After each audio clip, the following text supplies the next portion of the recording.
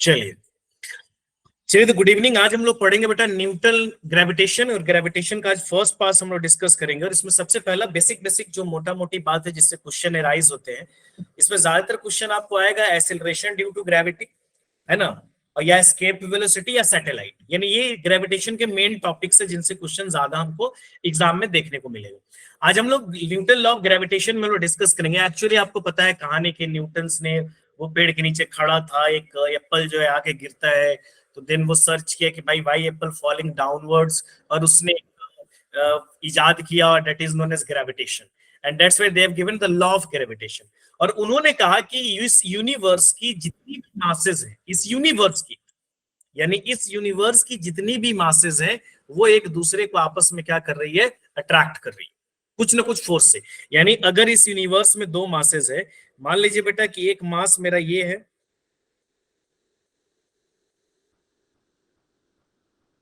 Sir अभी start हुई है ना क्लास? हाँ जस्ट अभी स्टार्ट हुई।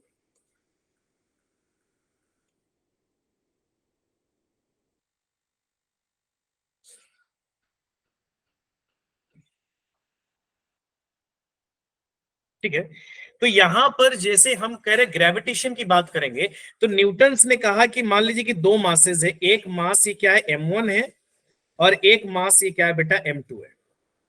ठीक है ना, ये दो मासेस हैं। तो न्यूटन लगा इस यूनिवर्स की जितनी भी मासेस हैं, वो एक दूसरे को आपस में कुछ फोर्स से अट्रैक्ट कर रही है। यानी उनके बीच में, दो मासेस के बीच में, दो बॉडीज के बीच में एक फोर्स लग रहा है, जिसको हम क्या बोल रहे हैं, ग्रेविटेशनल फोर्स। मान लीजिए दो मासेस है और इन दोनों के बीच में डिस्टेंस कितना है बेटा, d। तो ये इनके बीच में क्या लग रहा होगा, एक फोर्स लग रहा होगा, ये इस पे इधर फोर्स लगा रहा होगा और ये इस पर इधर फोर्स लगा रहा होगा। यानी दोनों एक दूसरे को क्या कर रहे होंगे, कुछ ना कुछ फोर्स से आपस में अट्रैक्ट कर रहे होंगे। और उन्होंने कहा कि ये दोनों फोर्स जो आपस में अट्रैक्ट कर रहे हैं, that is F directly proportional to product of their masses and F directly proportional to 1/d²। इन्होंने कहा कि इस यूनिवर्स में जो भी दो मासेस हैं, उनके बीच में जो फोर्स लग रहा है, अट्रैक्टिव फोर्स जो लग रहा है या फोर्स ऑफ अट्रैक्शन जो लग रहा है, वो डिपेंड कर रहा है उनके मासेस के प्रोडक्ट पे, और इनवर्सली प्रोपोर्शनल है उनके स्क्वायर ऑफ द डिस्टेंस पे।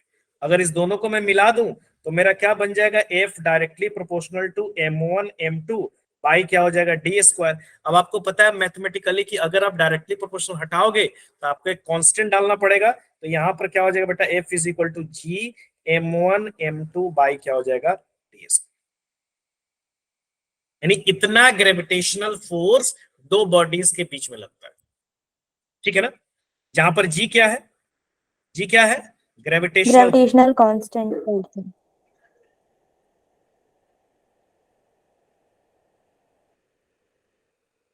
और इसकी वैल्यू कितनी होती है, 6.67 into 10 की पावर -11।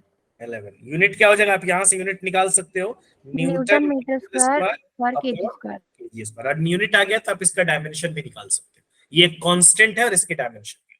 अच्छा, जी की वैल्यू जो है यूनिवर्सल कांस्टेंट, यानी जी की वैल्यू कहीं नहीं बदलती, थ्रू आउट जी की वैल्यू क्या रहती है, कांस्टेंट रहती है ना। जी की वैल्यू जो है ये यूनिवर्सल कांस्टेंट है।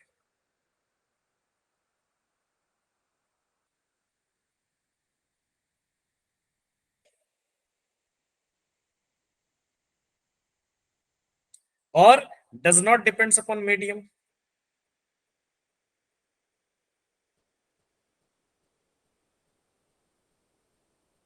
मीडियम पे डिपेंड नहीं करता। जैसे इसी टाइप का आप पढ़े होगे 12th क्लास में, आप तो चूंकि 12th पास मतलब दे चुके अपियरिंग स्टूडेंट्स है, तो याद करो इलेक्ट्रोस्टैटिक में पढ़े होगे कि दो चार्ज के बीच में जैसे इलेक्ट्रोस्टैटिक आया होगा, एनालॉजी है, एनालॉजी का मतलब लगभग मिलता जुलता है। जैसे इलेक्ट्रोस्टैटिक में आप पढ़े होगे ना, क्या पढ़े होगे बेटा, Q1 और Q2, तो इनके बीच में भी या तो फोर्स ऑफ अट्रैक्शन हो सकता है या रिपल्सन हो सकता है। तो वहां पर आप क्या पढ़ोगे, F is equal to K Q1 Q2 by r²। ये पढ़ोगे ना, है ना। तो ये लगभग वैसे वहां पर हम क्या पढ़े, जी m1 m2 बाई r² या d² जो भी कह लो, और यहाँ पर क्या हो जाएगा, k q1 q2 by r²।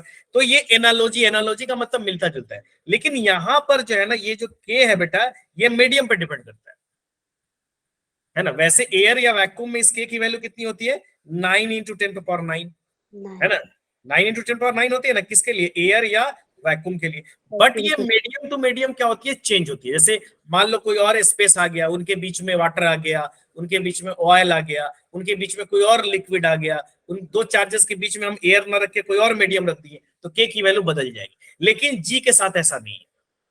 यानी अगर मान लो दो मासेस है, उनके बीच में अगर कोई अदर मीडियम भी आप ला रहे हो, then it's not going to be changed, then it's not going to be change. हाँ, चार्ज के बीच में फोर्स पे इफेक्ट पड़ जाएगा। यानी अगर इनके बीच में आप इलेक्ट्रोस्टैटिक फोर्स निकालोगे, then it depends upon medium. But अगर आप इनके बीच में क्या निकाल रहे हो, ग्रेविटेशनल फोर्स दो मासेस के बीच में निकाल रहे हो, that G does not depends upon medium. यानी यहां पर जो जी है ये मीडियम पर डिपेंड नहीं करेगा। क्लियर है बेटा? आगे बात। Yes. Yes, sir. अच्छा, फर्क क्या है? इलेक्ट्रोस्टैटिक फोर्स जो है वो अट्रैक्टिव भी हो सकता है और रिपल्सिव भी हो सकता है, लेकिन ग्रेविटेशनल फोर्स हमेशा क्या होता है? Attractive. Always attractive. Gravitational force is always attractive. कभी देखे हो कि ग्रेविटेशनल फोर्स रिपल कर रहा है? आपको भी अर्थ हमेशा क्या कर रही है, अट्रैक्ट कर रही है। अगर रिपल करती तो आपको ऊपर भी भेज सकती थी। तो ग्रेविटेशनल फोर्स में ये प्रॉपर्टीज है इसका कि हमेशा क्या हो जाएगा, ऑलवेज अट्रैक्टिव, हमेशा अट्रैक्टिव है, कभी भी रिपल्सिव नहीं हो सकता है। हाँ, इलेक्ट्रोस्टैटिक फोर्स जो हम पढ़ रहे हैं, दो चार्ज के बीच में अगर मैं बात करूं Q1 Q2 और इनके बीच में मैं डिस्टेंस को d ले लूं या r ले लूं, जो भी आपको लेना है, तो इनके बीच में F क्या हो जाएगा, K Q1 Q2 by D square. अगर r लेंगे तो r स्क्वायर हो जाएगा। ये इलेक्ट्रोस्टैटिक, तो ये इलेक्ट्रोस्टैटिक फोर्स जो है ये क्या हो सकता है, अट्रैक्टिव भी हो सकता है, रिपल्सिव भी हो सकता है। सेम चार्ज रहेगा तो रिपल्सिव होगा, अपोजिट चार्ज रहेगा तो अट्रैक्टिव। ठीक है ना? दूसरा क्या है ग्रेविटेशनल फोर्स के बारे में, कि ग्रेविटेशनल फोर्स क्या होता है, कंजर्वेटिव। Yes, sir. बताए थे ना आपको, कंजर्वेटिव फोर्स का मतलब जिसके थ्रू वर्क डन जो है क्या होता है, पाथ पर डिपेंड नहीं करता है। और नेक्स्ट क्या हो जाएगा, सेंट्रल फोर्स है। बताइए, सेंट्रल फोर्स समझते हैं? सेंट्रल फोर्स इसको बोलते हैं कि जैसे ये दो मासेस हैं, तो इनके बीच में जो फोर्स लग रहा है ये इनके सेंट्रल लाइन के अलोंग लग रहा है। देखो इन दोनों को लाइन, देखो फोर्स ऑफ एक्शन क्या है, अट्रैक्शन जो है क्या हो रहा है, उनके जो सेंट्रल लाइन को जो लाइन अटैच कर रही है उन्हीं पे लग रहा है, इसलिए इसको हम क्या बोलेंगे, सेंट्रल फोर्सेस बोलेंगे। और वीकर फोर्स होता है, gravitational force is weaker force in nature, यानी कमजोर फोर्स होता है।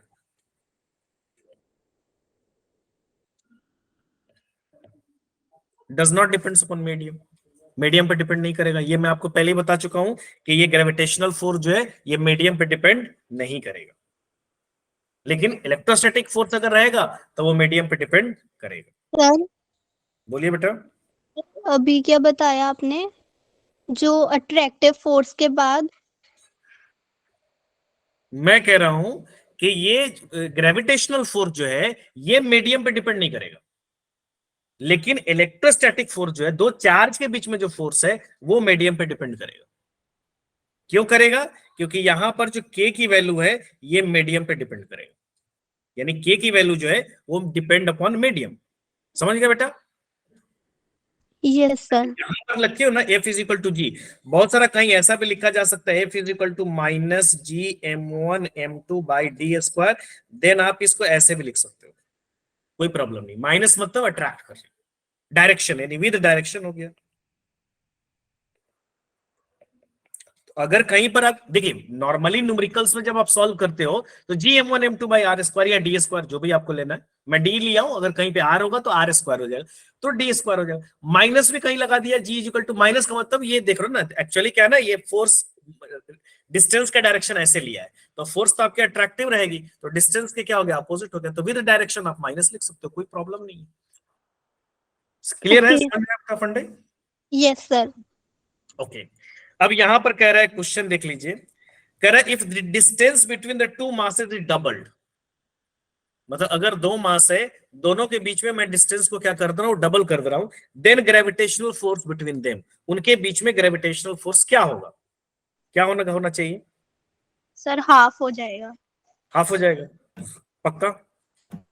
देखो मास सेम है, जी तो वैसे भी आपको पता है सेम है, यानी जनरली हम क्या पढ़ते हैं, F is equal to G M1 M2 by D square. अब यहां पर क्या है बेटा, ये सेम है, सिर्फ क्या वेरी कर रही है, डिस्टेंस, सिर्फ डिस्टेंस वेरी कर रही है ना, बाकी चीजें कांस्टेंट है। और डिस्टेंस कैसे, इनवर्सली प्रोपोर्शनल है, यानी यहां पर आपका क्या हो जाएगा, F inversely proportional to 1/d²। अब आप कैसे लिख सकते हो इसको, F1 रेशियो में लिख सकते हो, F1/F2 इज इक्वल टू, अब क्या लोगे, D2 का स्क्वायर बाई क्या लोगे, D1 का स्क्वायर। ये मैंने आपको पहले ही बताया था, कोई भी चीज ये इनवर्सली है तो इनवर्सली है। अब क्या हो जाएगा, F1 आपका कितना है, F ले लो, F2 कितना है, F2 ले लो, और इज इक्वल टू डिस्टेंस कितना हो जाएगा, क्या डिस्टेंस है, इज डबल्ड, डबल्ड, तो डिस्टेंस आप क्या लोगे, 2D का स्क्वायर, 2D²। और ये कितना हो जाएगा, D²। तो ये कितना हो जाएगा बेटा बताओ, F/F2 इज इक्वल टू क्या हो जाएगा, 4D² डिवाइडेड बाई D²। अब यहां पर क्या करो, D² से D² कैंसिल कर लो, तो 4F2 इज इक्वल टू क्या हो जाएगा, F, तो F2 इज इक्वल टू क्या हो जाएगा, F/4, यानी 4 जो है 4 टाइम्स क्या हो जाएगी, कम हो जाएगी, रिड्यूस हो जाएगी, यानी ऑप्शन नंबर क्या हो जाएगा, D is reduce to quarter, 1/4 कम हो जाएगा। समझ गया बेटा, यस सर। सभी आदमी को समझ में आ रहा है। चलिए नेक्स्ट क्वेश्चन लिख लीजिए, 2003 का ये correct, 2 sphere of mass m and m, 2 sphere है ना। अगर मैं इसका फिगर बनाऊं तो 2 स्फीयर है, एक का मास स्मॉल m है बेटा, और एक का मास कैपिटल M है, सिचुएटेड इन द एयर, और इन दोनों के बीच में फोर्स क्या लग रहा है, F लग रहा है, यही बोल रहा है ना। देखिए, 2 sphere of mass small m and m situated in air, the gravitational force between them is F, the space around the mass is now filled with a specific gravity 3। इन दोनों के बीच में आपने एक लिक्विड को फिल कर दिया जिसकी स्पेसिफिक ग्रेविटी कितनी है, 3 है। अब मुझे बताइए कि नया फोर्स क्या होगा, कोई बता सकता है। पहले जो 2 मासेस को मैंने रखा है वो कितना है बेटा, F है, बात आ रही समझ में। अब मैंने क्या कर दिया, उसके बीच में लिक्विड्स फिल कर दिए, जिस लिक्विड की स्पेसिफिक ग्रेविटी 3 है, तो नया फोर्स क्या होगा। अगर एक्चुअली मैं क्या बोल रहा हूं, अभी मैं थोड़ी देर पहले क्या बोला हूं आपको, कि एक्चुअली फोर्स की वैल्यू क्या हो जाएगी, Gm1m2/d², और ये G जो है वो मीडियम पे डिपेंड करता नहीं, तो फोर्स मेरा क्या हो जाएगा, वही का वही रहेगा। हाँ, इलेक्ट्रोस्टैटिक फोर्स रहता तब वो डिपेंड कर जाए, क्योंकि मैं बोल रहा हूं कि इलेक्ट्रोस्टैटिक फोर्स का जो के है वो मीडियम पे डिपेंड करता है। यहां पर जो मैं के ले रहा हूं इलेक्ट्रोस्टैटिक का, that depends upon the medium, but as long as gravitational force के बारे में बात करूंगा तो इसका जी यूनिवर्सल कांस्टेंट, और इसका जी यूनिवर्सल कांस्टेंट है, कहीं पर भी आप लो, अर्थ पर लो, कहीं स्पेस में लो, मून पे लो, स्टार्स पे लो, कहीं पर लो, that G is constant, that G is not going to be change. तो मैं अभी थोड़ी देर पहले बोल रहा हूं कि भाई जी तो बदलेगी नहीं, तो फोर्स, ग्रेविटेशनल फोर्स क्या होता है, मीडियम पर डिपेंड करता नहीं है, तो मेरा फोर्स क्या रहेगा, सेम, यानी फोर्स क्या हो जाएगा, सेम।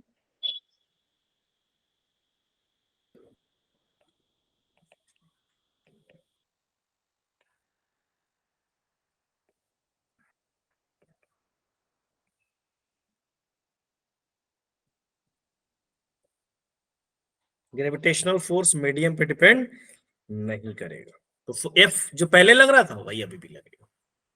ओके, चलिए ये तो कुछ क्वेश्चन हो गए। अब यहां पर आता है जिससे ज्यादा क्वेश्चन हम पाते हैं, मतलब ये बहुत इंपॉर्टेंट टॉपिक है, एसिलरेशन ड्यू टू ग्रेविटी, जहां पे स्मॉल जी जिसको हम बोलते हैं, जिससे रिलेटेड क्वेश्चन आप बार बार पढ़े होंगे, स्मॉल जी से रिलेटेड क्वेश्चन आप हमेशा पढ़ोगे, आप काइनेमेटिक्स में लगाओगे स्मॉल जी, फ्री फॉल हुआ हुआ था स्मॉल जी, जिसकी वैल्यू कितनी होती है अर्थ पे, अर्थ के सरफेस पर इस स्मॉल जी की वैल्यू कितनी होती है बेटा, 9.8। 2.8। तो 9.8 क्यों आती है, तो एक्चुअली अगर मान लीजिए कोई अर्थ का सरफेस है, मान लीजिए ये बेटा अर्थ का सरफेस है, मान लीजिए कुछ ऐसे बना लीजिए,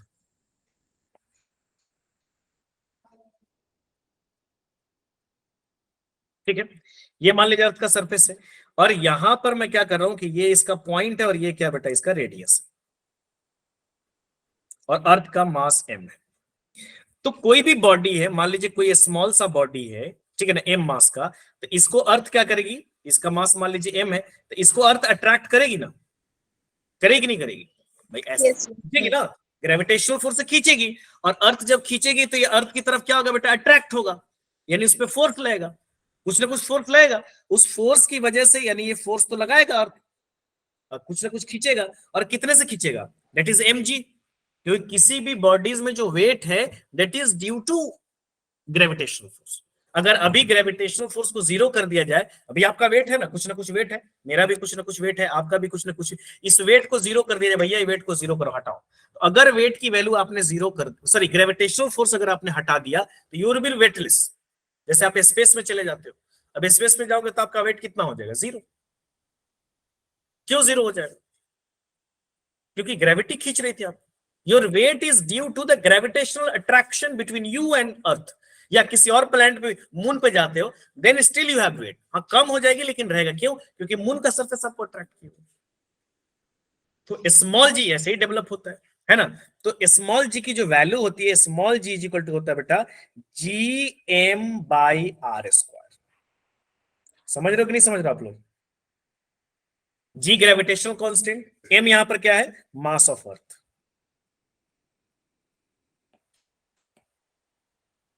और आर क्या है बेटा, रेडियस ऑफ अर्थ।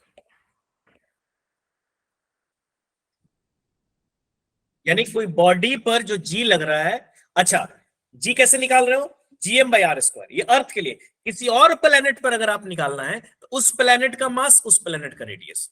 जैसे आपको मून पे निकालना है, आपसे कोई पूछेगा कि भैया मून पे बताओ कितना होगा, तो आपको क्या निकालना है, मून पे निकालना है। अब आपको मून पे निकालना है तो आप क्या करोगे, मून का मास, मून का रेडियस, सिंपल सा बात। यानी अर्थ या प्लेनेट कोई भी कह लो। अच्छा वही अर्थ का मास कितना होता है, 6 into 10 की पावर 24। 6 इंटू 10 पे पावर 24 kg। और रेडियस ऑफ अर्थ क्या होता है बेटा, 6.4 into 10 की पावर 6। 6400 किलोमीटर होता है। इन सारे वैल्यू को पुट कर देते हैं तो एट द सरफेस ऑफ अर्थ मेरा क्या आ जाता है,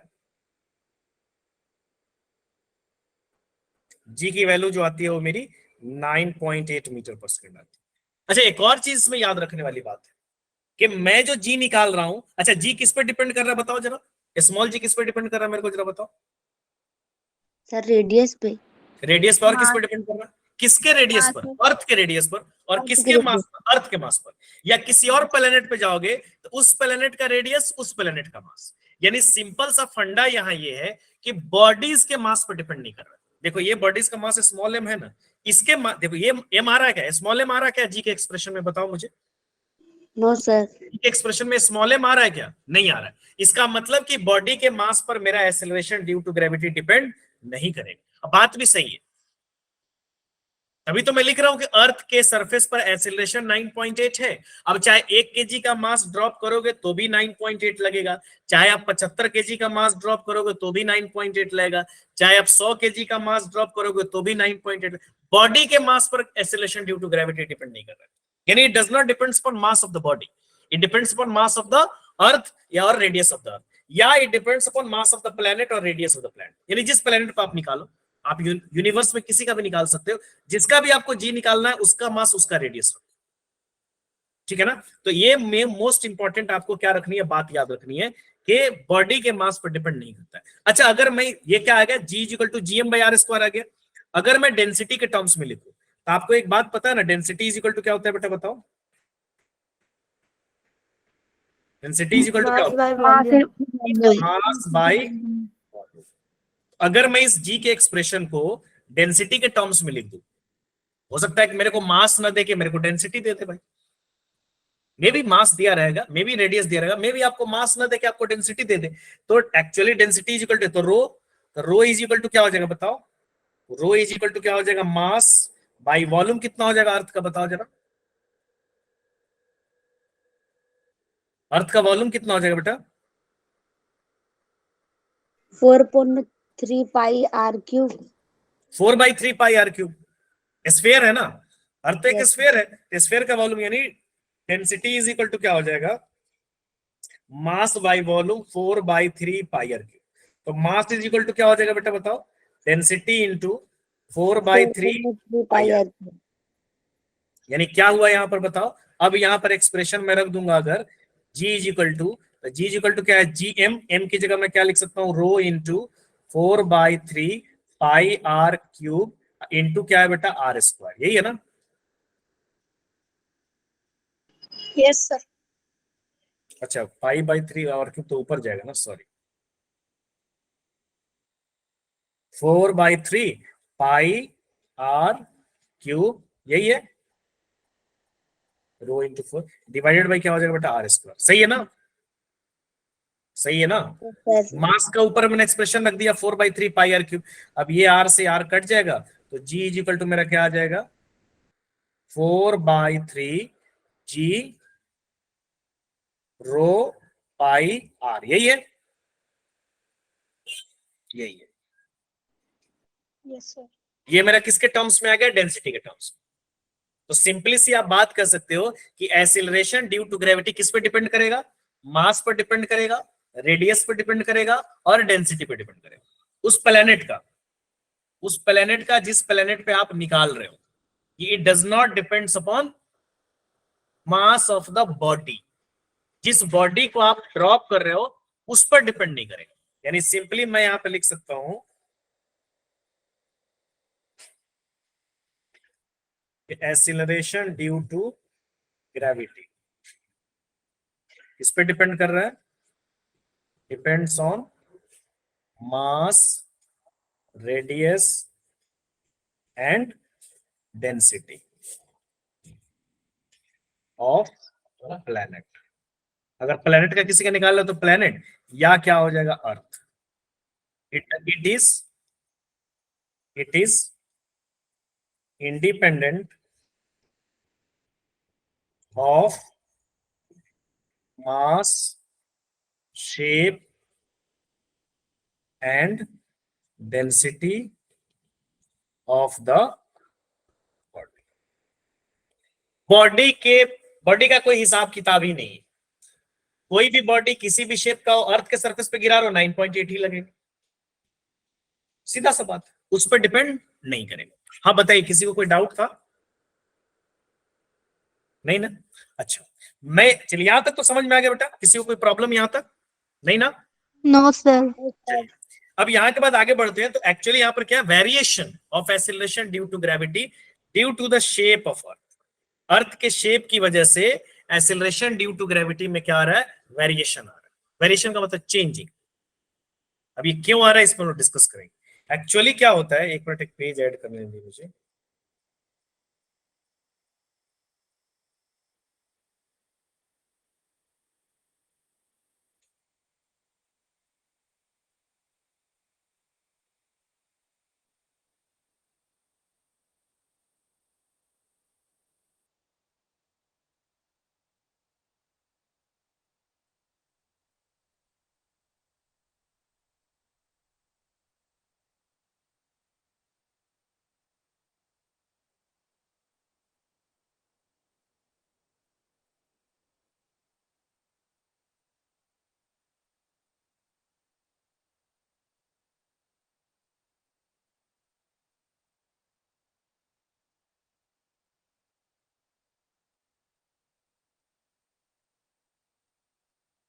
कहाँ गया ये पेज,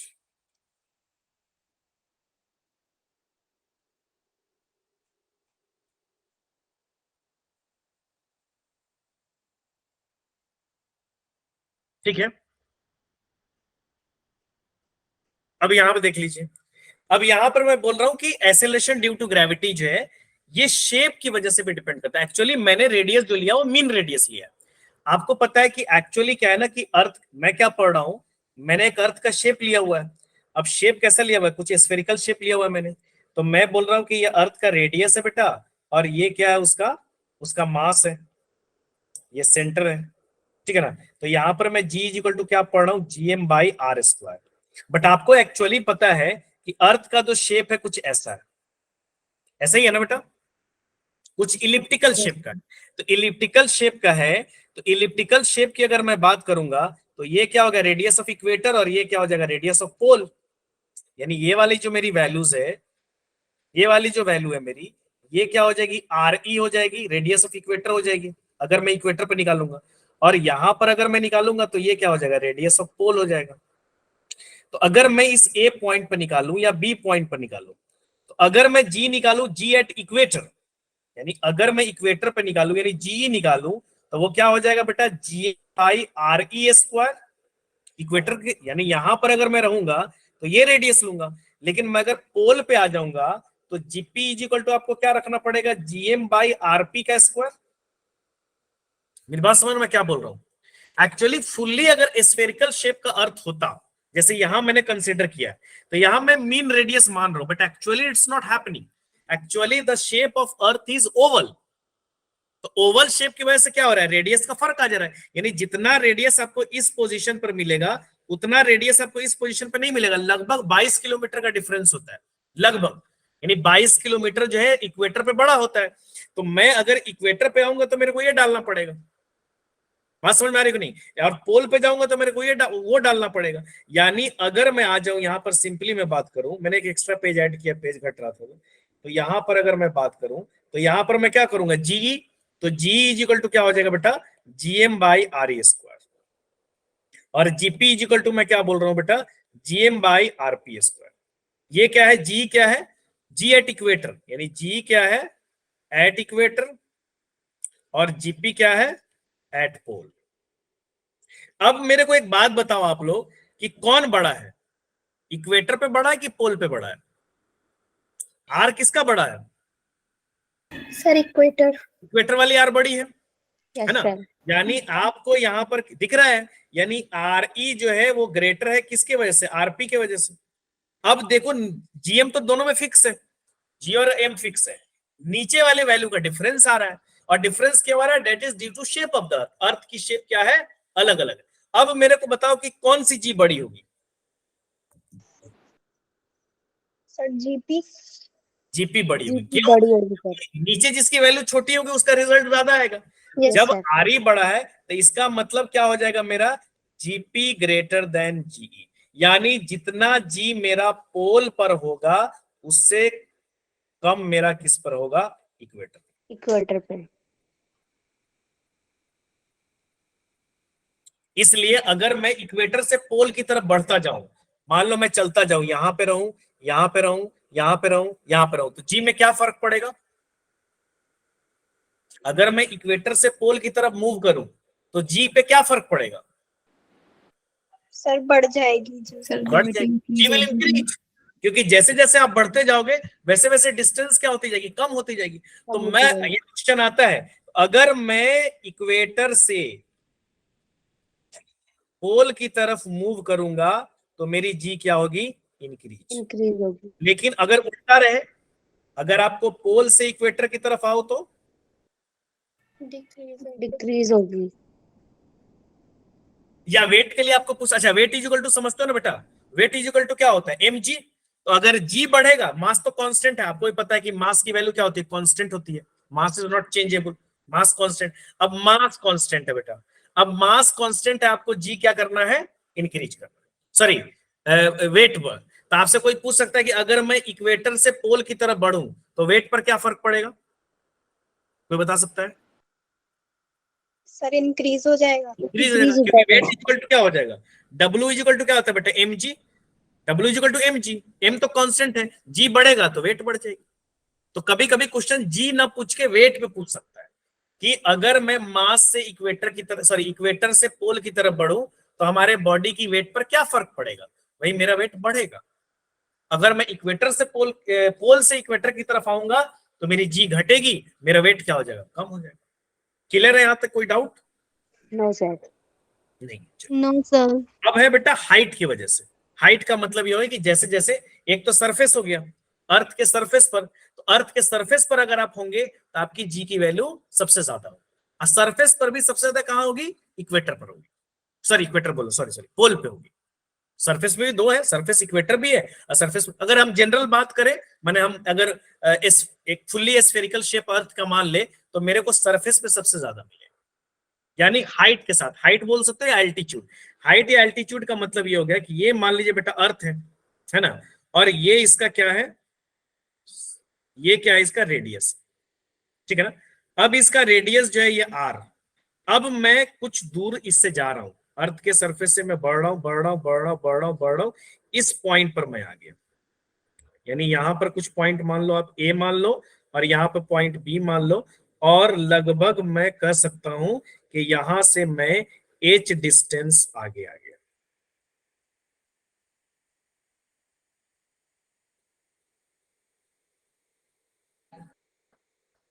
तो अगर मैं इस पॉइंट पर मेजर करूं, यहां पर मैं मान लेता हूं कि जीएच का मतलब एच मतलब हाइट, तो जीएच इक्वल टू क्या लिखोगे आप बताओ। अच्छा, कभी भी दूरी जो लेते हो ना, आर ले रहे थे आप हमेशा, जैसे आप सरफेस पे आए थे तो सरफेस पे आप आ रहे तो क्या रहता है, जीएम बाई आर स्क्वायर, यानी you always measure the distance from the centre. तो यहां पर आप क्या लिखोगे, अभी भी इस अर्थ का मास कितना है, एम है, तो जीएच हाइट पर, यानी इस पॉइंट पर आपका हाइट कितना होगा, जीएम बाई क्या लिखोगे आप बेटा, आर प्लस एच का होल स्क्वायर, यही लिखोगे ना। अरे यही लिखो अब। Yes sir. मान लो बॉडी यहां पर आ गई ना, आप हाइट पर चले गए नहीं यहां पर चले गए, तो यहां पर चले गए तो सेंटर से डिस्टेंस कितना है, एच हाइट, तो वो सरफेस से आगे चला गया, तो सेंटर से डिस्टेंस कितना है, ये पूरा डिस्टेंस कितना हो जाएगा, आर प्लस एच ही तो होगा ना। Yes sir. Yes sir. तो GM by R plus H हो गया। अगर आप सरफेस पे रहते तो सिर पर क्या लगाते, जीएम बाई आर स्क्वायर लगाते, यहां पर क्या हो गया, GM by R plus H का होल स्क्वायर हो गया।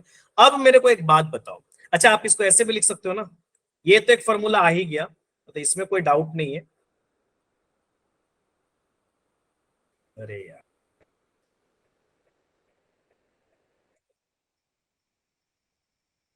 एक फॉर्मूला तो ये आ गया, एक दूसरा फॉर्मूला आप इसको ऐसे भी बना सकते हो क्या, जीएच इक्वल टू आप क्या लिख सकते हो, GM into R square divided by क्या लिख सकते हो, R square into R plus H का होल, ऐसे लिख सकता हूं, दोनों तरफ ऊपर नीचे आर आर से मैंने मल्टीप्लाई कर दिया ना। Yes, sir. यस समझ सर। लो? ऐसे मैथ में तो मैं कर सकता हूं। अब ये वाली वैल्यू देखो, मैंने इसलिए किया है कि इस वाले वैल्यू को आप क्या लिख सकते हो, सिंपली जी लिख सकते हो, जो पहले मेरा आ रहा था यहां पर देखो, तो मैं इसको क्या लिख सकता हूं बेटा, सिंपली बताओ, तो यानी मैं इसको ऐसे भी लिख सकता हूं, फाइनली मैं इसको लिख सकता हूं, G H is equal to G into R square plus H का होल स्क्वायर। ये जी कौन सा वाला है, ये जी सरफेस वाला है, गेटिंग ना। Yes, sir. या आप ये फॉर्मूला भी लगा सकते हो, आप ये फॉर्मूला भी लगा सकते हो, यहां तक तो कोई डाउट नहीं होगा। या आप ऐसे भी लिख सकते हो, इसको अलग अलग काय का लिखना, आप इसको सिंपली ऐसे भी लिख सकते हो,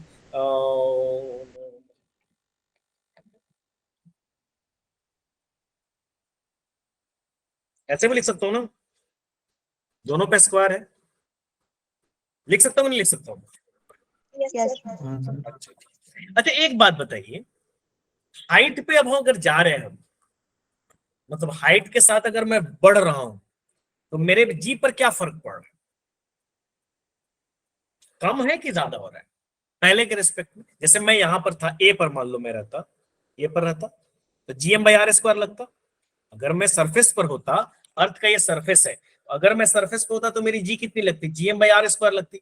अब मैं सरफेस से क्या कर रहा हूँ, हाइट पे जा रहा हूँ। अब बेटा हाइट पर अगर मैं जा रहा हूं तो क्या हो रही है, जी आपकी क्या हो रही है, देखो क्या हो रहा है, GM by R plus H का होल स्क्वायर, ये वाला फॉर्मूला देखो, सर डिक्रीज हो रही है। डिक्रीज होगी, क्योंकि नीचे वैल्यू क्या हो रही है, बढ़ रही है।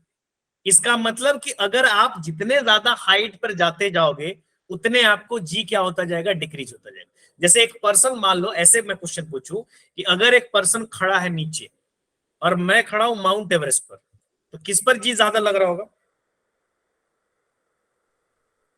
सर जो नीचे खड़ा है। नीचे खड़ा है, क्योंकि माउंट एवरेस्ट पे मैं चला गया तो मैं हाइट पे चला गया, तो हाइट पे चला गया तो मेरा क्या हो गया, मेरे पे जी कम लग गया। अच्छा, अगर मैं पहले खड़ा था सरफेस पर, अर्थ के सरफेस पर, फिर मैं माउंट एवरेस्ट पे चला गया, तो मेरी वेट पर क्या फर्क पड़ेगा, सर डिक्रीज हो जाएगा। डिक्रीज हो जाएगा। क्यों डिक्रीज होगा, क्योंकि जी डिक्रीज हो जाएगी, हाँ तो जी डिक्रीज हो जाएगी तो वेट भी डिक्रीज हो जाएगी, ठीक है ना। तो यानी एट हाइट हमारी जी क्या हो जाएगी, डिक्रीज हो जाएगी, ठीक है ना। तो हम लिख सकते हैं यहाँ पर,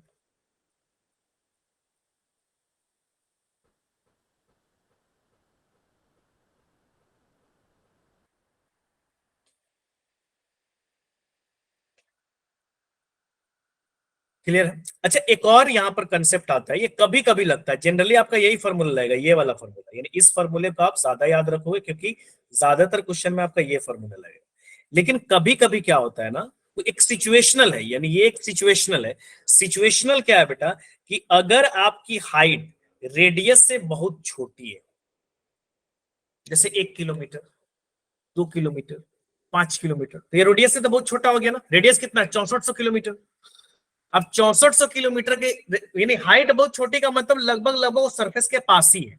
मेरी बात समझ रहे हो नहीं समझ रहे हो मैं क्या बोल रहा हूँ? अगर क्वेश्चन में देखिए, जनरली मैं आपको बता दिया कि यही फॉर्मूला लगेगा जनरल, बट एक सिचुएशनल है, एक सिचुएशनल है कि if height is much much much lesser than radius, then your GH is equal to G into 1 minus 2H/R। लेकिन ये सिचुएशनल है बेटा, मैं बता रहा हूं। ये आप तब लगा सकते हो जब इस कंडीशन को मैच करेगा।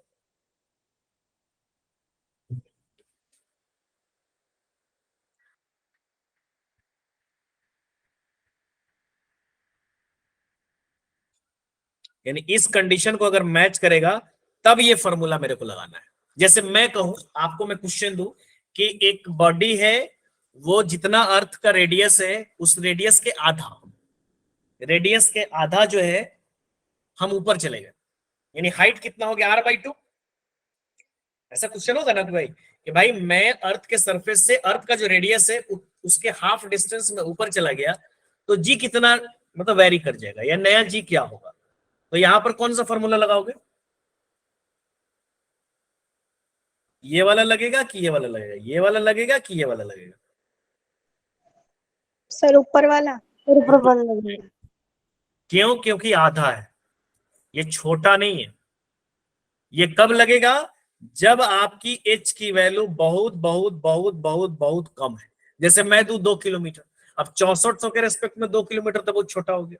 मैं दूं कि मैंने एक बॉडी को अर्थ के सरफेस से 10 किलोमीटर ले गया, अब 6400 के रेस्पेक्ट में 10 किलोमीटर बहुत छोटी है, then you can take it this form, otherwise you can't. ये हमेशा याद रखिएगा, ये सिचुएशनल है। बाकी जगह पर आपका ये फॉर्मूला या ये भी लगा सकते हो, जो भी लगाओ उसी से ये तीनों मिलके आया है, आप कोई भी लगा सकते हो। मैं इसको फाइनली ऐसे लिख दे रहा हूं, इतना बड़ा रहेगा तो आपको भी देख के डर लगेगा। I will write it finally इतना।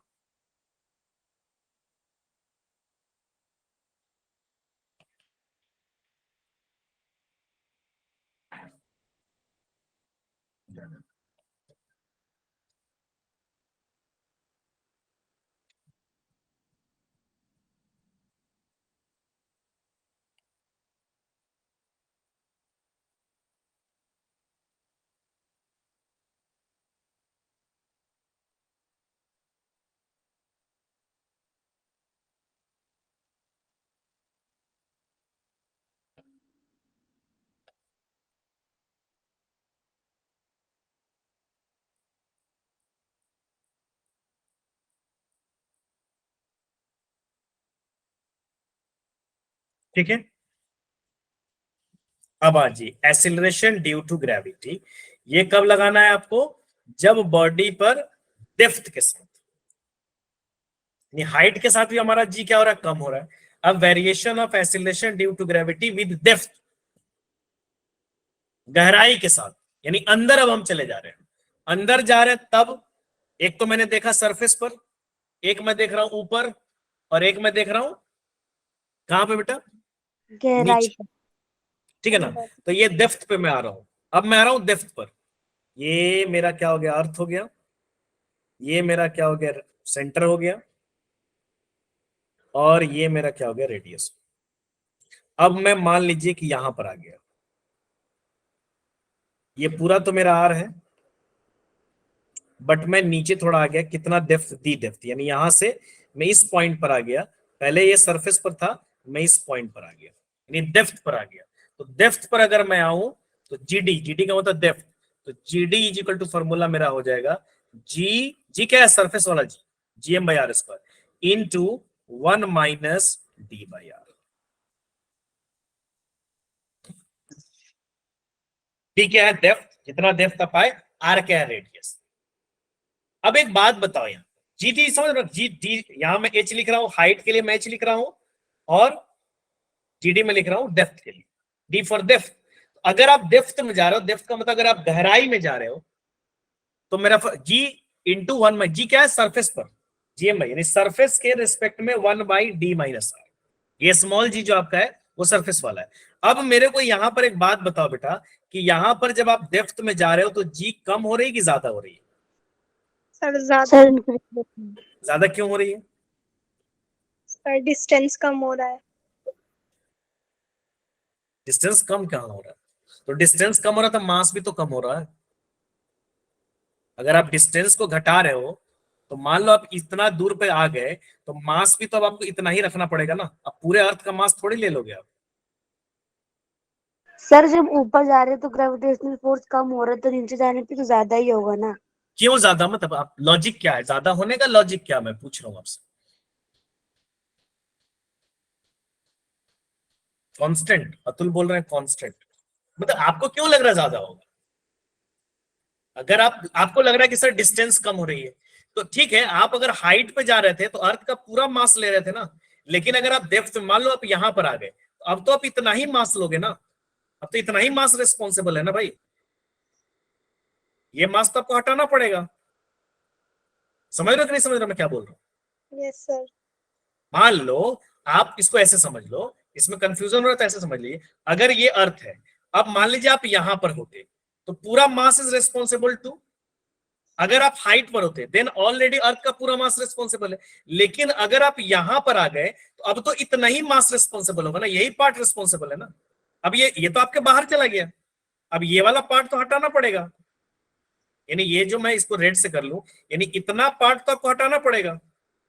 आपके लिए बस ये वाला पार्ट जो है that is only responsible for you. तो आप जो G is equal to GM/r² लिख रहे थे तो ये m भी तो कम हो जाएगा। समझ रहे हो कि नहीं समझ रहे हो आप? Yes sir. तो हाँ। मास कम हो जाएगा इसीलिए। अब मास कम हो जाएगा इसलिए अंदर भी हम जाएंगे। डिस्टेंस कम हो रहा है, मैं ये नहीं कर रहा हूं कि डिस्टेंस बढ़ रही है। बात सही है, डिस्टेंस आपकी कम हो रही है but the mass is also decreasing, और मास भी घट रही है। अच्छा यहां पर फॉर्मूला में देखो, फॉर्मूला में आपका क्या आ रहा है? G is equal to, formula में अगर आप देखोगे तो G इज इक्वल टू क्या रहा है? G इंटू 1 - 1 में से कुछ घट रहा है। 1 में से तो कुछ घट रहा है ना। तो 1 में से कुछ घट रहा है तो मतलब वैल्यू घट रही है। इसका मतलब कि अगर आप डेप्थ में भी जाएंगे तो भी आपकी जी कम। इसका मतलब कि आपको सबसे ज्यादा जी कहां मिलने वाला है? सरफेस पर। अगर आप ऊपर जाएंगे तो भी जी आपको डिक्रीजमेंट मिलेगा, अगर आप नीचे आएंगे अंदर आएंगे तो भी डिक्रीज आपको मिलेगा। गुजारा नहीं है। ये मत समझिए कि सर हम ऊपर जा रहे हैं तो उसका उल्टा बिहेव होगा, ऐसा जरूरी नहीं है। ठीक है, जैसे और लोग बोले थे कि सर आर तो डिक्रीज हो जाएगा। अब आप बता रहे हो हमें सर GM/r², GM/r², सर नीचे वाली वैल्यू डिक्रीज हो जाएगी, ओवरऑल वो वैल्यू बढ़ेगी। तो मैं बोला ठीक है, आर डिक्रीज हो रही है बट उसके रिस्पेक्ट में मास भी डिक्रीज हो जा रही है। अब तो पूरा मास नहीं लोगे। The whole mass is not responsible for attracting the body. सारा मास रिस्पॉन्सिबल नहीं उसको अट्रैक्ट करने के लिए, इसलिए मेरा जी क्या हो रहा है? कम हो जा रहा है। तो दैट्स वाई हम कह सकते हैं यहां पर, और क्या कह सकते हैं कि अगर मैं डेप्थ में भी जाऊंगा तो भी जी मेरा क्या होगा? घटेगा। समझ गया बात कि नहीं समझिए? Yes sir. हाँ, तो क्या हो जाएगा? द वैल्यू ऑफ जी, याद रखिएगा इस सब, the value of g decreases on going below the surface of earth. अब एक और बात यहां पे देख लेते हैं। अगर मैं डेप्थ में आते आते, मान लो ये सरफेस है, यहां पर तो सरफेस है बेटा, यहां से मैं डेप्थ में आते आते आते मान लो मैं सेंटर पर पहुंच जा रहा हूं। अब मैं सेंटर पर पहुंच जाऊंगा तो जी कितना हो? सर 0। 0। अच्छा फॉर्मूला में भी देख लो, एट द सेंटर आप डी कितना ट्रेवल कर लिए, आर कितना ट्रेवल कर लिए। डी आप कहां से मेजर कर रहे हो? ऊपर से। तो एट द सेंटर, सेंटर पर आप पहुंचे मतलब आप डी डिस्टेंस ट्रेवल कर लिए ना, आर डिस्टेंस ट्रेवल कर लिए ना। नहीं समझे आप बात? मैं बता रहा हूं, अगर आप यहां से आ रहे हो, आप कहां पहुंच रहे हो? यहां से डेप्थ मेजर कर रहे हो। अब यहां से आप आ गए सेंटर पर तो मतलब आप रेडियस कितना आ गए ना? Depth yes sir. रेडियस कितना आ गया ना भाई अंदर। अगर ये मान लो भाई, क्या है नहीं समझ में नहीं आ रहा क्या आप लोगों को? सर आ रहा है। आप यहां देखो, ये मेरा आपका बॉडी है। अब यहां पर बेटा सेंटर है, यहां से आप ले रहे हो, ठीक है ना। अब मान लीजिए आप डेप्थ कहां से मेजर कर रहे हो? यहां से मेजर कर रहे हो। तो अब आप सेंटर पर पहुंचने का मतलब क्या होगा? इतना डिस्टेंस ट्रेवल कर ले, दैट इज द रेडियस। यानी सेंटर पर आने का मतलब आपने कितना डिस्टेंस ट्रेवल कर लिया, डी डिस्टेंस कितना हो गया, आर हो गया। तो एट द सेंटर अगर मैं बात करूं, at the centre of the earth, earth के सेंटर पर पहुंचने का मतलब कि डी इज इक्वल टू क्या हो गया, आर हो गया। अब d is equal to R हो गया तो g d is equal to क्या हो जाएगा बेटा, g into 1 minus d by R है, तो इसको आप क्या लिख सकते हो, g into 1 minus R by R लिख सकते हो। आर बाई आर से कैंसिल हो गया तो कितना आ गया, 1 ही, 0 हो गया ना, 1 माइनस 1। समझे कि नहीं समझे बेटा? Yes, sir. आप लोग बहुत चुप चुप हैं, बताइए कोई बात है? जी इंटू 1 माइनस क्या रखोगे आप, डी बाई आर रख रहे हो ना, तो इज इक्वल टू क्या हो जाएगा, g into 1 minus R by R, यही हो गया बेटा। अब यहाँ पर आर बाई आर को कट करोगे तो 1 माइनस 1, ये तो 1 हो जाएगा ना, तो 1 माइनस 1 0 इज इक्वल टू कितना हो जाएगा, g into 0 is equal to 0, sorry. यानी कि अगर आप अर्थ के सेंटर पर पहुंच गए तब आपको जी की वैल्यू कितनी मिलेगी, 0। यहां पर कोई एक्सीलरेशन ड्यू टू ग्रेविटी नहीं होगा सेंटर पर। तो अगर कोई बॉडी को आप सेंटर पर लेके चले जाओ तो कितना वेट होगा, 0. वेट भी 0, क्योंकि वेट इज इक्वल टू क्या होता है बेटा, वेट इज इक्वल टू क्या होता है, mg, weight is Yes, equal to sir. mg होता है ना, तो mg हो जाएगा तो सेंटर पर कितना हो जाएगा, 0 हो जाएगा। जैसे w इज इक्वल टू क्या पढ़े हो आप, अच्छा मास कितना होगा, अगर किसी बॉडी को आप सेंटर, अर्थ के सेंटर पर ले जाते हो तो मास उसका कितना रहेगा, Sir, mass constant. Mass constant रहेगा। जैसे मास क्या होता है ना, कांस्टेंट क्वांटिटी होती है, तो मास को m लिखते हो, तो वेट इज इक्वल टू क्या हो जाएगा, mg. तो वेट mg. क्या होता है ना, डिपेंड करता है। वेट डिपेंड क्यों करता है, क्योंकि हमारी जी डिपेंड करती है। वेट डिपेंड क्यों करता है, क्योंकि हमारी जी डिपेंड करती है। समझ रहे हो बात कि नहीं समझ रहे हो, आवर जी इज चेंजिंग, अब मास नहीं चेंज होगा। जैसे 12 केजी का बॉडी है मान लीजिए, एक मेरे पास 12 केजी का बॉडी, अब ये 12 केजी के बॉडी को आप कहीं भी लेके जाओ वो 12 केजी ही रहेगा, मास उसका कांस्टेंट रहेगा, कहीं भी लेके जाओ इस पूरे यूनिवर्स में, आप कहीं भी लेके जाओ, the mass is not going to be change, but weight is change because g is change. जैसे आप 12, जैसे क्वेश्चन पूछा जाता है तो एक्चुअली क्या होता है ना, जैसे मैं बोलूं आपको कि एक बॉडी, एक 12 केजी की बॉडी है, उसको मैं कहां लेके गया, उसको मैं लेके गया यहाँ पर, क्या कहते हो, 12 केजी की बॉडी को अर्थ के सेंटर पर लेके गया, तो what will be the mass of the body, तो आंसर क्या होगा मेरा, Constant. G same. यानी 12 केजी रहेगा। लेकिन एक्चुअली गलतियां हो जाती, गलतियां क्यों हो जाती है, क्योंकि बच्चों के दिमाग में जीरो वाला फंडा भरा हुआ रहता है कि सर ने बताया था जीरो, अब जीरो वाला फंडा रहता है। अब जैसे मैं बोलूंगा बेटा तो जीरो भी ऑप्शन में रहेगा, एक्चुअली वो पूछ रहा है मास, तो अगर मास पूछेगा that is remains constant, 18 KG हो, 12 केजी हो, 10 केजी हो, KG is the unit of mass, तो वो केजी वाला उतना ही रहेगा, कहीं पे ले जाओ। जैसे अर्थ पर किसी बॉडी का मास अगर 12 केजी है तो वो सैटर्न पे भी 12 केजी होगा, मून पे भी 12 केजी होगा, किसी अदर प्लैनेट पे भी 12 केजी होगा, स्टार पे भी 12 केजी होगा, वो स्पेस पे भी 12 केजी रहेगा, वो अर्थ के सेंटर पे भी 12 kg, whatever reason it is 12 kg. But if I am asking about the weight, अगर मैं वेट के बारे में पूछूंगा that is going to be change because our g is very.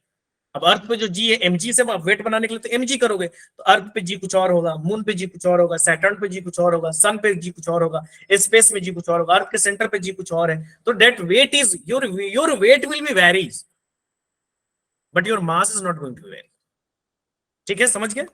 चलिए Yes, sir. अब आता है बेटा variation of g due to rotation of earth, earth के रोटेशन की वजह से। आपको पता है कि अर्थ रोटेट कर रही है, तो मान लीजिए कि ये अर्थ है बेटा,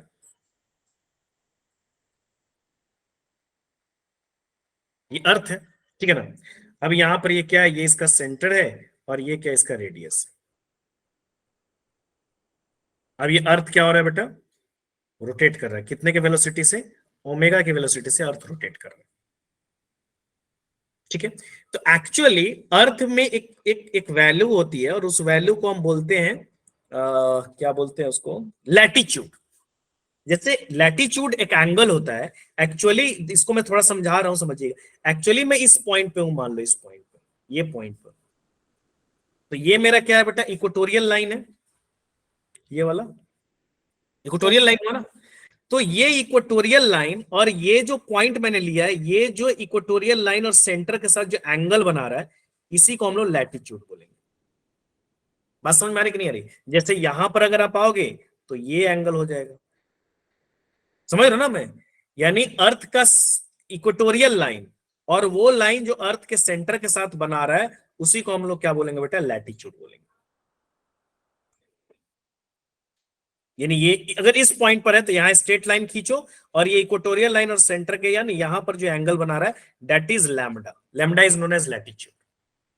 तो अर्थ क्या कहता है कि अर्थ के रोटेशन की वजह से, यानी विद रोटेशन,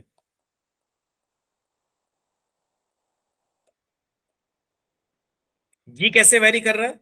जी डैश में ले लेता हूं, जी डैश इज इक्वल टू जी। जी कौन सा? ये जब ये जो स्मॉल जी में लिख रहा हूं, ये सरफेस वाला मैं लिख रहा हूं हमेशा, ये ध्यान रखिएगा। G minus omega square R cos square lambda due to rotation.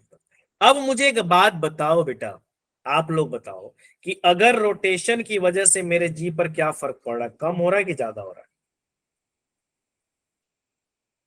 Sir कम हो रहा है। तो जी में से देखो घट रहा है ना, ये देखो जी है, इसमें से ये घट रहा है ना, जी में से कुछ माइनस हो रहा है ना भाई। अगर ओमेगा की वैल्यू 0 है, अर्थ का रोटेशन स्टॉप हो जाए, तो ओमेगा की वैल्यू कितनी हो जाएगी? 0। तो जी डैश इज इक्वल टू क्या आ जाएगा? जी आ जाएगा। समझ रहे कि नहीं समझ रहे? Yes sir. यस समझ रहे हो बेटा?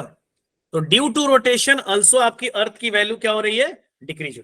अच्छा एक बात और बताओ, अगर मैं यहां पर इक्वेटर पे हूं, जैसे इस पॉइंट पर हूं, यहां पर है ना, ये इक्वेटर है, तो मान लो मैं यहां पर हूं अगर इस पॉइंट पर, तब मेरा लैम्डा की वैल्यू कितनी होगी इक्वेटर पर? सर 0 होगी। 0 होगी, क्योंकि आप तो इक्वेटर से ही मेजर कर रहे हो। यानी एट इक्वेटर लैम्डा कितना हो जाएगा? 0। तो जी डैश कितना हो जाएगा? जी डैश कितना हो जाएगा? G minus omega square R cos square 0 degree. Cos square 0 degree का मतलब कितना होता है? कॉस 0 1 होती है, तो 1 g yes। Dash is equal to कितना हो जाएगा? G minus omega square R equator पर। बट एट पोल अगर मैं बात करूं तो बताओ, एट पोल लैम्डा की वैल्यू कितनी हो जाएगी? अगर मैं पोल पर पहुंच गया तो लैम्डा की वैल्यू कितनी हो जाएगी? Sir 90 degree. 90 डिग्री हो जाएगी, है ना? पोल पर जब मैं पहुंचूंगा तो 90 डिग्री हो जाएगी। तो एट पोल लैम्डा कितनी हो जाएगी? 90 डिग्री हो जाएगी। अब 90 डिग्री हो जाएगी तो यहां पर जी डैश कितना हो जाएगा? G minus omega square R cos square 90 degree. Cos 90 की वैल्यू कितनी होती है? 0। तो 0 हो जाएगी, तो ये पूरा वैल्यू कितना हो जाएगा? 0 हो जाएगा। तो इस सिचुएशन में मेरा जी डैश कितना रह जाएगा? जी हो जाएगा ना?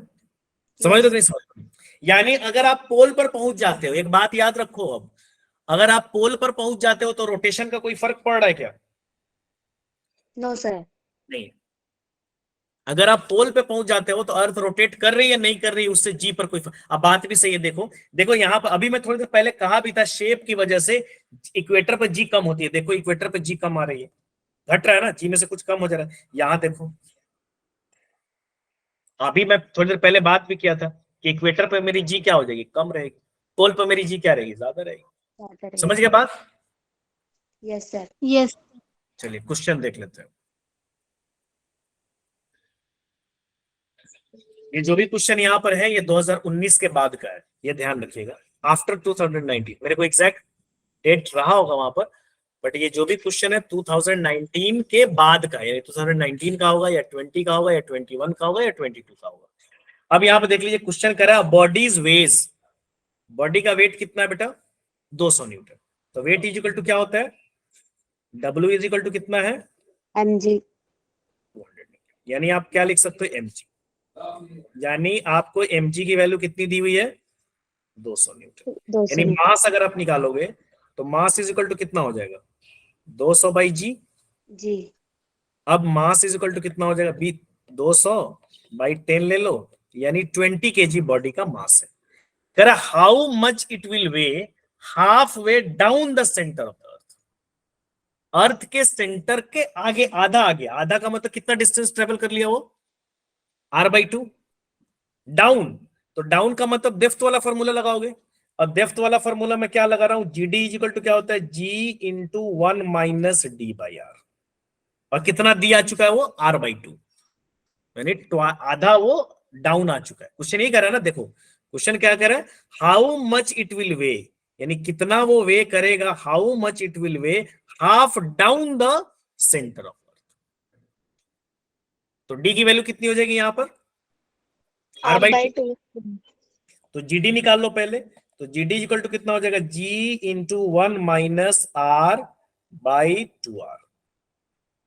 r/2 मैंने कर दिया। अब यहां पर क्या हो जाएगा बेटा, कट कर दो, r से r को कट कर दो, तो g d is equal to कितना हो जाएगा, g इंटू 1 माइनस 1/2, ये होगा ना, ऊपर में 1 बन गया 1/2, तो g d is equal to कितना होगा बताओ, g इंटू, इसको सॉल्व करोगे 1/2 यानी g/2 आ गई। अब नेक्स्ट वेट कितना होगा, यानी नया वेट कितना हो जाएगा, W is equal to m into g d रखोगे आप, वहां पर जो g होगा वो रखोगे। अब मास तो आप निकाल ही चुके 20 इंटू क्या हो जाएगा g/2, तो नया वेट कितना हो जाएगा 20 इंटू क्या हो जाएगा 10/2, कट कर दो, इज इक्वल टू कितना आ जाएगा 100। समझ में आया आप लोगों की, नहीं समझ में आया? यस मास सर। तो सेम ही है, बस वहां पर मैं जी निकाल दिया। ये हाइट के साथ भी पूछा जा सकता है, जैसे क्वेश्चन और दिया हुआ है जो हाइट के साथ दिया, देखो यहाँ पर देखो सेम क्वेश्चन है, अलग अलग साल में ये रिपीटेड है, ये शायद 2019 का है ऊपर वाला, ये 2020 का है, या ये 19 का वो 20 का, ऐसा ही है। अब यहाँ पर देख लो, यहाँ पे कह रहा है बॉडी इज वेट 72 न्यूटन, एक बॉडीज है जिसका वेट कितना है 72 न्यूटन है ऑन द सरफेस ऑफ अर्थ, यानी जी की वैल्यू कितनी दे दी है यहाँ पर, सॉरी वेट कितना दे दिया हुआ है आपको, सरफेस ऑफ अर्थ का mg हो जाएगा, तो mg की यहाँ पर वैल्यू दे दी है एंड दैट इज 72 न्यूटन।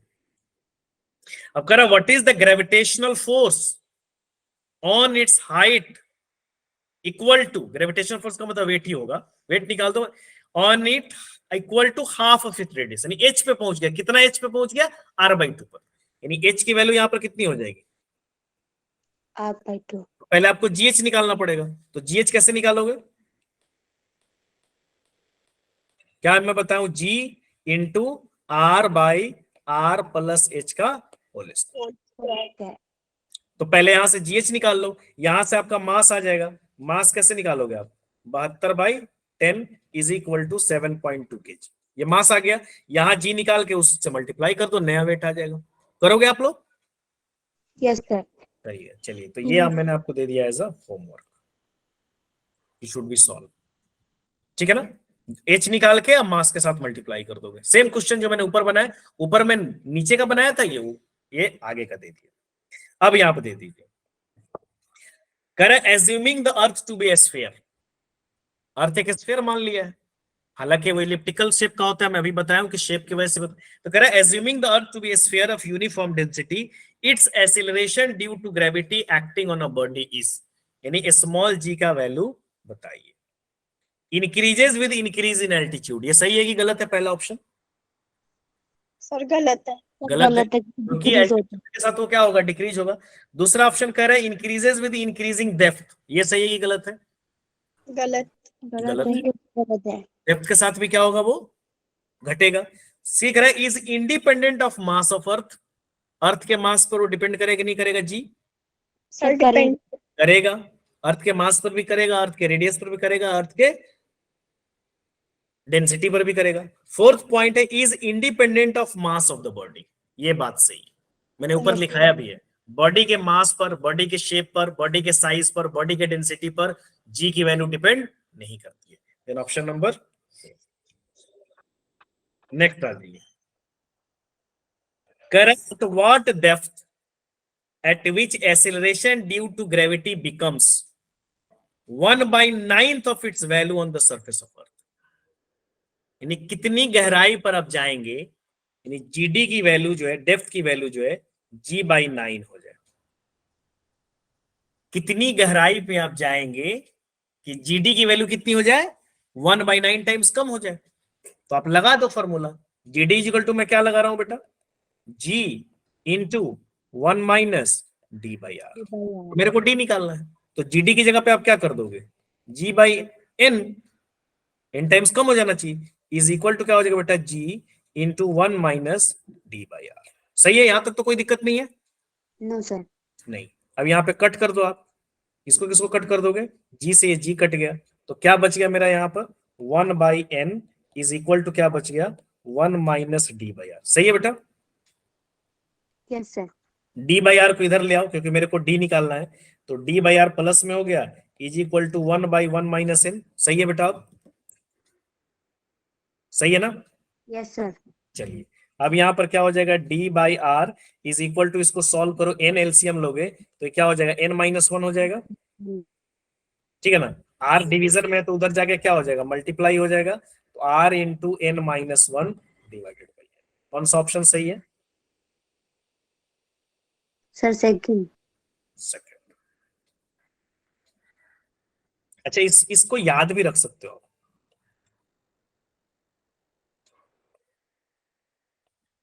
जैसे आपको सीधा क्वेश्चन में बोले कि कितने गहराई पे जाएंगे कि जी आधा हो जाएगा, तो सीधे एन का वैल्यू आप क्या लोगे? एन का वैल्यू क्या लोगे? अगर मैं क्वेश्चन पूछूं कि कितनी डेप्थ में मैं जाऊंगा कि जी की वैल्यू हाफ हो जाए, तो सीधे एन की वैल्यू 2 रख दो। समझ रहे हो बात कि नहीं समझ रहे हो? नहीं है समझ में? मैंने एन टाइम्स के लिए निकाल दिया, 1 बाई एन टाइम्स के लिए मैंने निकाल दिया ना। ये क्वेश्चन क्या कह रहा है कि आप कितनी डेप्थ पे चले जाओगे कि जी की वैल्यू 1 बाई एन टाइम्स कम हो जाए, तो आपने 1 बाई एन टाइम्स के लिए तो निकाल दिया। अब मैं कह रहा हूं जी आधा है, कितनी डेप्थ में जाऊंगा जी हाफ हो जाएगा, तो एन के टाइम में क्या हो जाएगा 2 हो जाएगा एन की वैल्यू, तो 2 पुट कर दोगे डायरेक्टली आ जाएगा। जैसे मैं आपसे पूछूं कि मैं कितनी गहराई पे जाऊंगा कि जी जो है हाफ हो जाए, तो कितनी गहराई पे जाओगे बताओ? तो आप क्या करोगे d is equal to simply put करोगे r इंटू 2 माइनस 1 बाई 2, तो d इज इक्वल टू क्या पुट करोगे r बाई 2, यानी आधा डेप्थ में जाएंगे तो आधा हो जाएगा। कितनी गहराई पर जाएंगे कि एन जी जो है जी बाई 3 हो जाए, तो एन की वैल्यू क्या पुट कर दोगे 3 पुट कर दोगे, तब आपके डी की वैल्यू क्या हो जाएगी r इंटू 3 माइनस 1 बाई 3। अब यहाँ पर क्या करोगे d इज इक्वल टू कितना हो जाएगा 2r बाई 3, यानी 2r बाई 3 में मैं जाऊंगा। तो ये मैं कह रहा हूं कि n टाइम्स के लिए मैंने निकाल दिया, आप डायरेक्टली ये याद रखोगे ना तो एग्जाम में आपको इजीनेस होगा। मतलब आप डायरेक्टली अगर n टाइम्स वाला फॉर्मूला आपको पता है, तो अगर आपका जैसे मैं कहूँ कि कितनी गहराई में मैं जाऊंगा कि g की वैल्यू 16 टाइम्स कम हो जाए 1 बाई 16, तो n की वैल्यू 16 टाइम्स रख दो। Okay done? Yes sir. चलिए अब यहां पर कह रहा है question the acceleration due to gravity at a height 1 kilometre above the earth's surface is same as a depth below the earth's surface। माने आप हाइट पर 1 किलोमीटर जा रहे हो तो डी डेप्थ पर भी उतना ही है। अब डी आपको निकालना है, समझ गए कि नहीं समझे आप अभी भी? यानी इसको ऐसे समझ लीजिए, क्वेश्चन को देखिए, क्वेश्चन की लैंग्वेज को पहले समझना पड़ेगा। क्वेश्चन ये कह रहा है कि ये एक अर्थ सरफेस है, मैं इसको इसमें बना लेता हूं,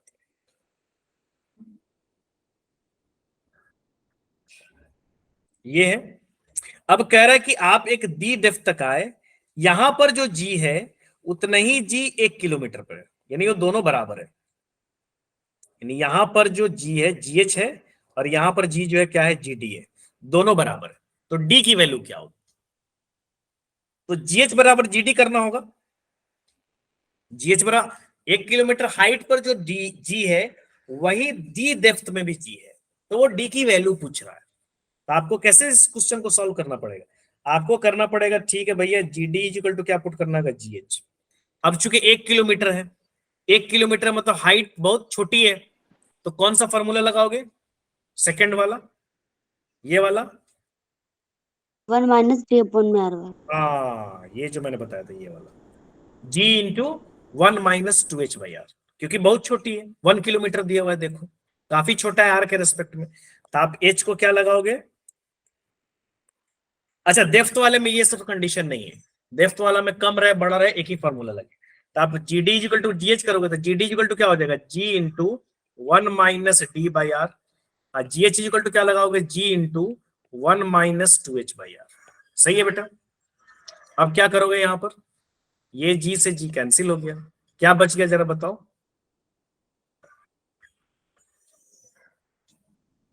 यहां पर क्या बचा बेटा 1 minus d by r is equal to 1 minus 2h by are. सही है? अब मेरे को डी निकालना है, 1 को उधर लेके चले जाओ, 1 को उस साइड लेके चले जाओ, तो minus d by r is equal to minus 1 minus 2h by are, और इसको भी ले जाओगे तो माइनस हो जाएगा बेटा, ठीक है, सही है कि नहीं है? Yes sir. अब मैं यहाँ पर क्या करूंगा, ये 1 और ये 1 कैंसिल हो गया। अच्छा, दोनों जगह माइनस है, तो क्या हो जाएगा, d by r is equal to क्या हो जाएगा, 2 और एच की वैल्यू कितनी दी है, 1 किलोमीटर डिवाइडेड बाई आर। तो आर से आर कट गया, डी इज इक्वल टू कितना हो जाएगा, 2 किलोमीटर।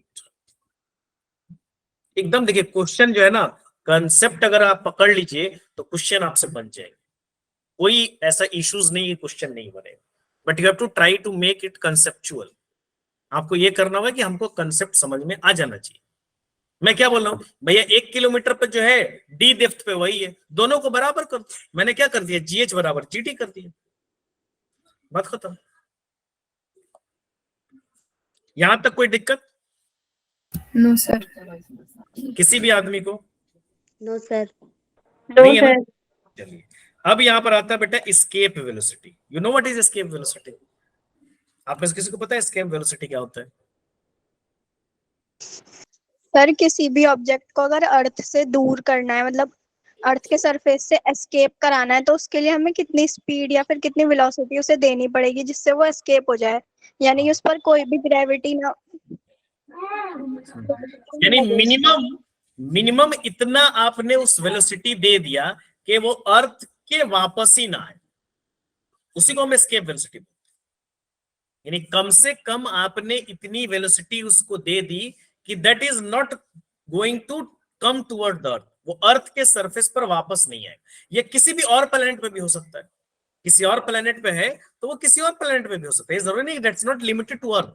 हाँ, वहां के हर प्लेनेट की एस्केप वेलोसिटी अलग अलग, अर्थ की बात करेंगे तो कुछ और होगी, है ना, कि कम से कम आपने उस बॉडी को इतने स्पीड से फेंक दिया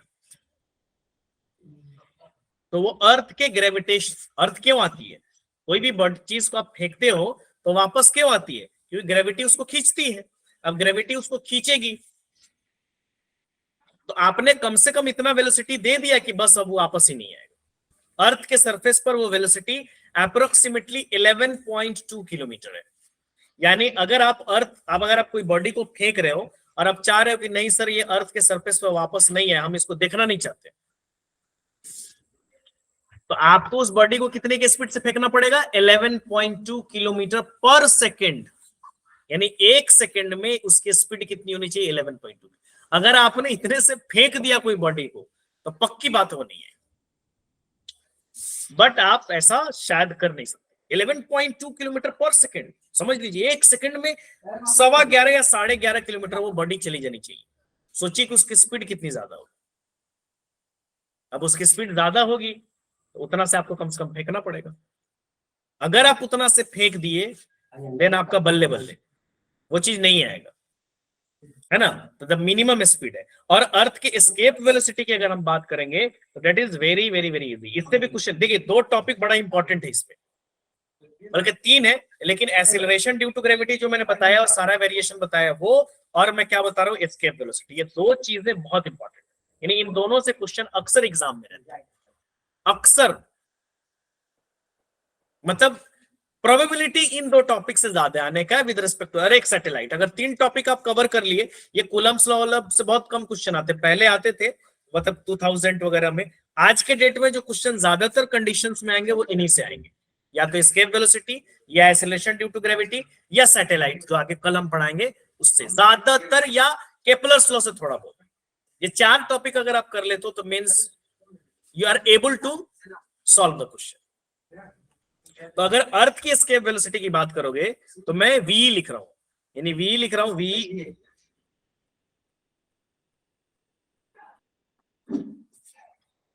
यानी अगर मैं बात करूं ve तो v इज इक्वल टू हो जाएगा √2gm/r, escape velocity of earth, या कोई भी, यहां भी m क्या है, मास ऑफ अर्थ, r क्या है, रेडियस ऑफ अर्थ। किसी और प्लैनेट पे निकालना तो उसका मास उसका रेडियस रखना पड़ेगा। यानी यहां जो m है that is mass of earth, r क्या है बेटा, radius of earth. Radius of earth. अगर किसी और प्लैनेट पे निकालना होगा तो उस प्लैनेट का मास या उस प्लैनेट का रेडियस आपको रखना पड़ेगा। ठीक है। अच्छा, इसको मैं कुछ ऐसे भी, एक तो फॉर्मूला आ ही गया, सिंपली इसको मैं ऐसे भी लिख सकता हूँ रूट अंडर, और ये मैं क्या लिखूंगा 2gm/r। अब मैं इसको लिख सकता हूँ इंटू r/r रूट में, मैथमेटिकली तो मैं कर सकता हूँ, कोई दिक्कत नहीं है। तो मैं इसको क्या लिख सकता हूँ बेटा, v is equal to root under 2gm/r by नीचे क्या हो जाएगा r²। अब यहाँ पे देखो, इतना को आप क्या लिख सकते हो, स्मॉल जी सरफेस स्मॉल वाला। जी, स्मॉल जी लिख सकता हूं मैं, सरफेस वाला। तो यहां पर v का फॉर्मूला मेरा एक और क्या बन जाएगा, रूट अंडर 2gr। इससे भी निकलेगा, ऐसा मैं नहीं कह रहा हूं कि पहला वाला जो मैं, ये वाला फॉर्मूला जो मैं बता रहा हूं इससे भी निकलेगा मेरा, ये जो फॉर्मूला मैं बता रहा हूं इससे भी निकलेगा। अच्छा, डेंसिटी के टर्म्स में भी मैं इसको लिख सकता हूं, लिख सकता हूं नहीं, मास की जगह पे मैं भी बताया हूं ना, रो इंटू 4/3 पाई r² लिख सकता हूं। तो v इज इक्वल टू मेरा डेंसिटी के टर्म्स में क्या हो जाएगा, रूट अंडर 8/3 पाई g रो, डेंसिटी के टर्म्स में। अच्छा, एस्केप वेलोसिटी किस पे डिपेंड कर रहा है, कोई बता सकता है, एस्केप वेलोसिटी किस चीज पे डिपेंड कर रहा है, सर मास ऑफ अर्थ और radius of earth. Mass of earth and radius of earth, या डेंसिटी ऑफ अर्थ, बॉडी। अच्छा, बॉडी के मास पे डिपेंड कर रहा है क्या, नो सर। यहां भी बॉडी के मास पे डिपेंड नहीं कर रहा है, सर बॉडी का ग्रेविटी मास, पे डिपेंड करेगा। हाँ? सर ग्रेविटी पे। तो ग्रेविटी किसके वजह से, मास और रेडियस की वजह से ही है ना, स्मॉल जी, gm/r, वही बात हो गई। यानी यहां पर भी जो मेरा एस्केप वेलोसिटी है, that it depends upon mass, radius and density of earth या प्लैनेट, जिस प्लैनेट पे निकालो, it doesn't depends upon mass of the body.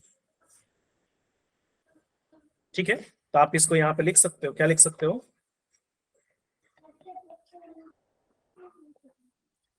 Escape velocity is independent of mass and direction. Direction पे भी depend नहीं कर रहा है, direction of projection of the body.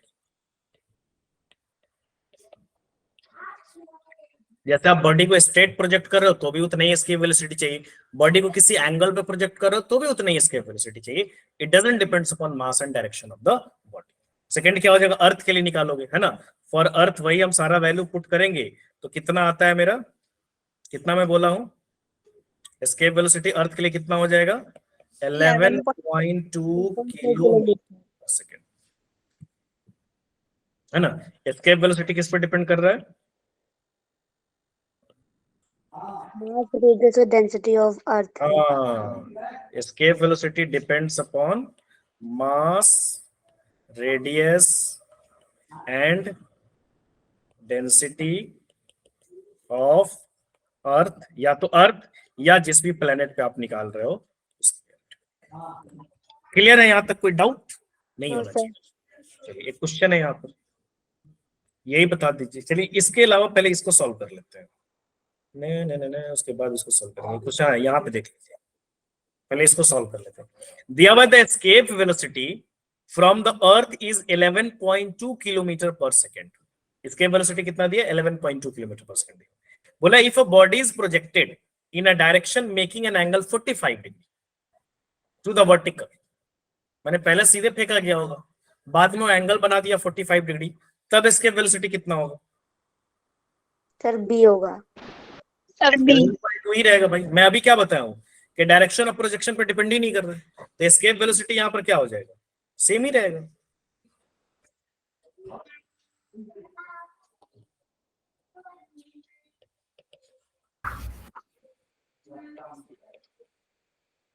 Escape velocity remains same because it does not depends upon direction of projection.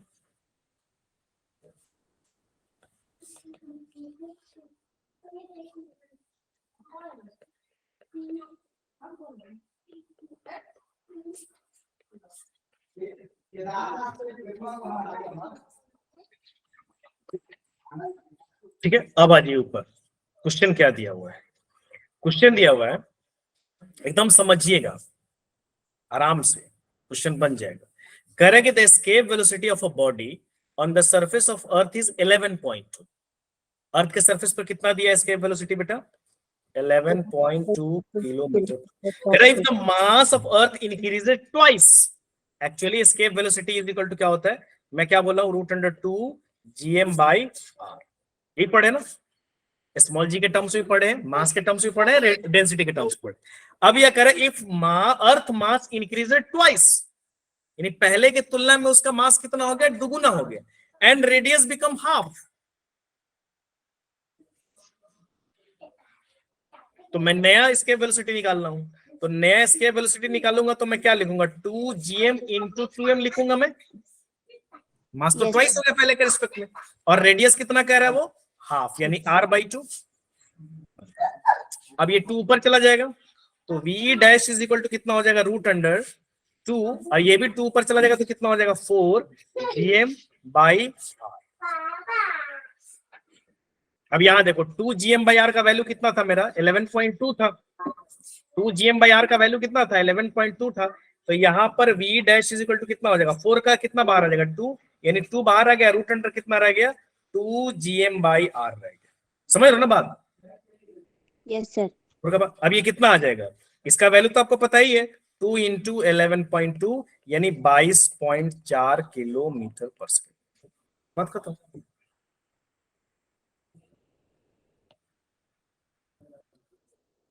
अच्छा next आप लोग बताइए जरा,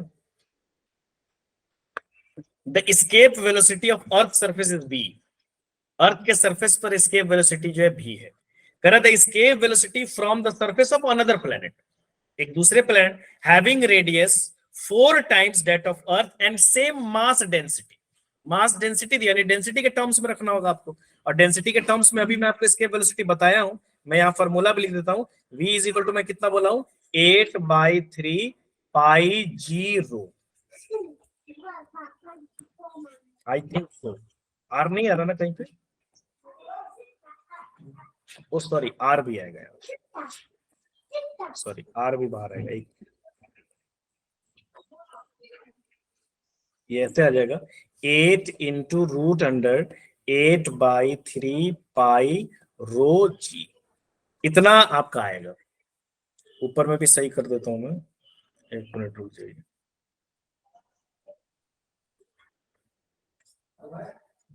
कितना हो जाएगा, सॉरी r × 8/3 π ρg, ये डेंसिटी के टर्म्स में हो जाएगा। तो यहां पर देख लीजिए क्वेश्चन क्या कह रहा है, देख लीजिए। अर्थ पे तो आपको पता ही है, अर्थ पे कितना बोल रहा है, सॉरी ये 8 में क्यों लिख रहा हूं, अर्थ पे कितना बोल रहा है, v बोल रहा है, यानी अर्थ के सरफेस पे ये वैल्यू कितना हो जाएगा, v। तो क्या हो जाएगा, v is equal to r × √8/3 π ρg। कह रहा उस प्लैनेट पे निकालिए जिसका रेडियस 4 टाइम्स है लेकिन डेंसिटी सेम है।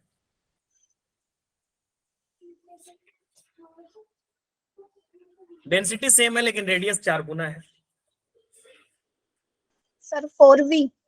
4v आपके प्लेनेट पे क्या पुट करोगे, planet is equal to put करोगे 4r 4 गुना इंटू √8/3 π ρg।